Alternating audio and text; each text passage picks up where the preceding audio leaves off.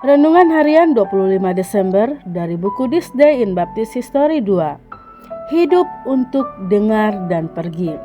Nats yang diambil Kolose pasal 4 ayat 12 sampai 14. Bagi kita yang hidup di zaman kemakmuran ketika manusia terobsesi dengan kekayaan dan keuntungan materi, sungguh menyegarkan untuk diingatkan akan manusia yang menjunjung tinggi pekerjaan Tuhan di atas kekayaan.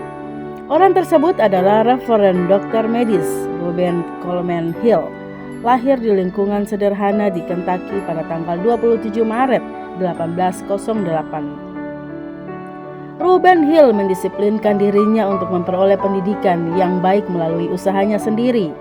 Ketika berusia 25 tahun, ia menikah dengan Nona Margaret Lair yang terbukti menjadi pelengkap yang sangat baik sepanjang hidupnya.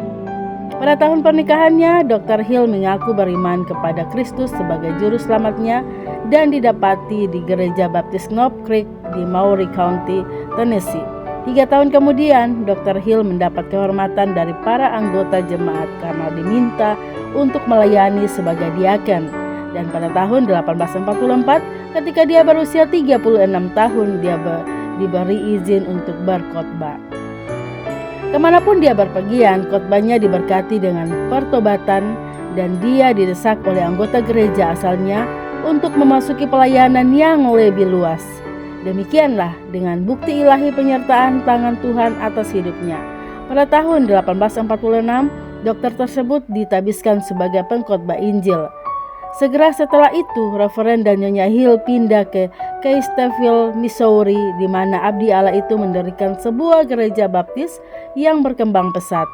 Pelayanannya diperluas dalam pertemuan kebangunan rohani yang berkepanjangan di Springfield, Missouri, dan Lafayette, Arkansas.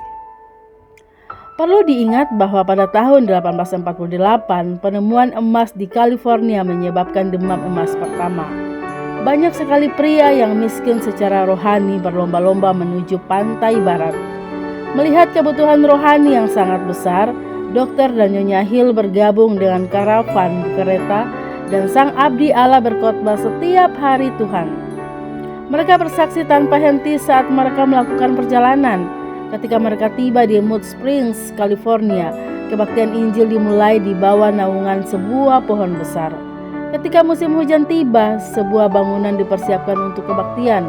Jiwa-jiwa terselamatkan dan salah satu orang yang bertobat yang kemudian mempersiapkan diri dan memasuki pelayanan. Reverend G.W. Wardmouth menjelaskan hasil dari pelayanan tersebut dengan kata-kata berikut. Kota itu bubar segera setelah penggalian selesai.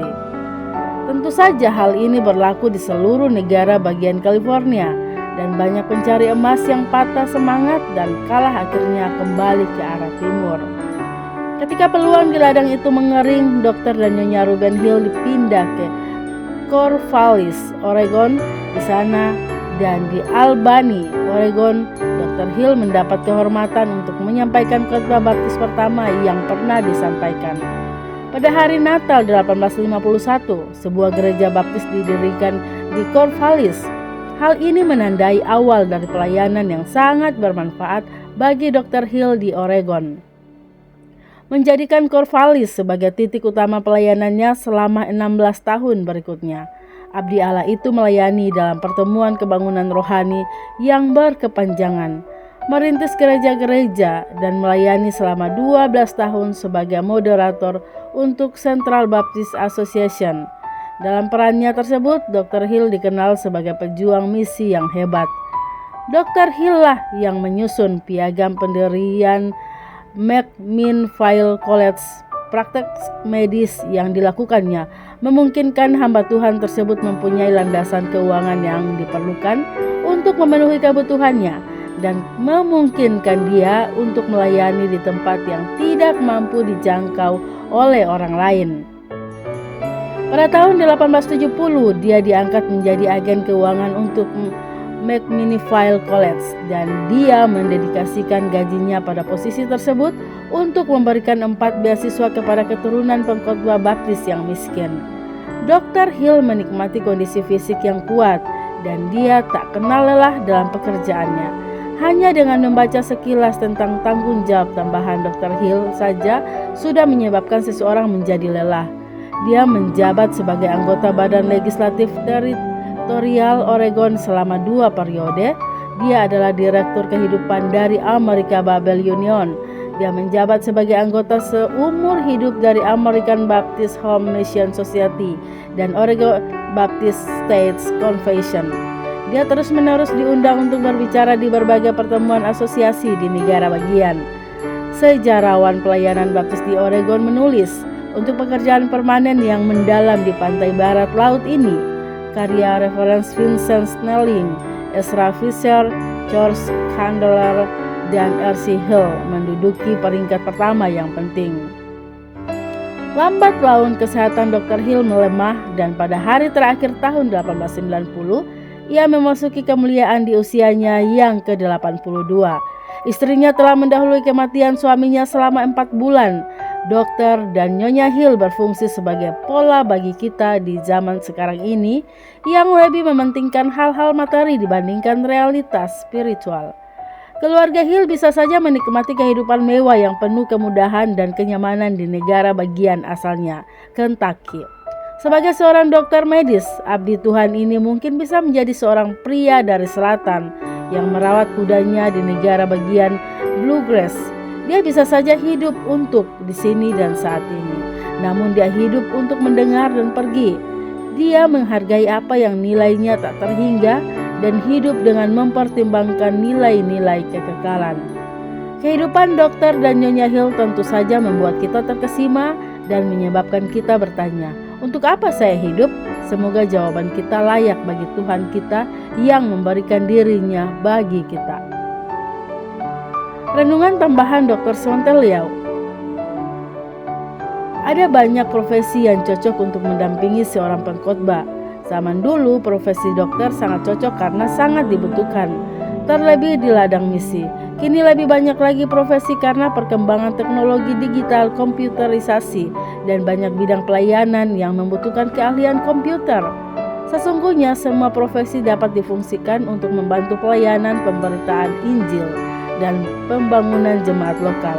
Hal yang terpenting adalah keadaan hati tiap pribadi, yaitu kesediaannya untuk berguna bagi Tuhan. Di sebuah jemaat lokal biasanya ada banyak bidang pelayanan dan membutuhkan banyak tenaga. Berbuatlah sesuatu bagi Tuhan, memakai profesi Anda sebagai perwujudan kasih dan syukur Anda kepada Tuhan. Poin kedua, Reuben Coleman Hill, seorang dokter medis pada abad 18, sesungguhnya adalah seorang yang sangat berpotensi untuk hidup mewah dengan materi. Namun ia menyerahkan dirinya untuk melayani Tuhan, bahkan memilih hidup susah ke wilayah barat. Bukan sesuatu yang mudah meninggalkan kehidupan yang nyaman dan mewah untuk menderita bagi Tuhan. Orang yang berani mengambil tindakan demikian tak perlu lagi kita mempertanyakan kemurnian motivasinya. Dan seseorang bisa mengambil keputusan demikian adalah karena ia memandang kekayaan dan kemuliaan surgawi jauh lebih bernilai daripada semua yang di dunia ini. Bagaimana dengan Anda? Poin ketiga, biasanya orang yang bermotivasi murni akan sangat bergiat bagi Tuhan. Ia tidak mengharapkan atasan menaikkan gajinya, bahkan tidak mengharapkan pujian manusia karena ia tahu gajinya tersimpan dengan baik di sorga. Dan pujian yang terindah yang akan didengarnya adalah yang diucapkan oleh Tuhan dan Juru Selamatnya. Lihatlah tugas dan tanggung jawab Dr. Hill, penulis renungan. Dr. Komenis berkata bahwa hanya dengan membaca sekilas tentang tanggung jawab tambahan, Dr. Hill saja sudah menyebabkan seseorang menjadi lelah. Jika seseorang melayani dengan tidak memandang ke sorga, biasanya akan bermalas-malasan, banyak keluhan, juga banyak tuntutan. Dr. Hill tidak, karena dia tahu siapa bosnya dan kapan penilaian akhir pekerjaannya. Demikian renungan hari ini 25 Desember bersama saya Lina Dadi. Tuhan Yesus menyertai dan Maranatha.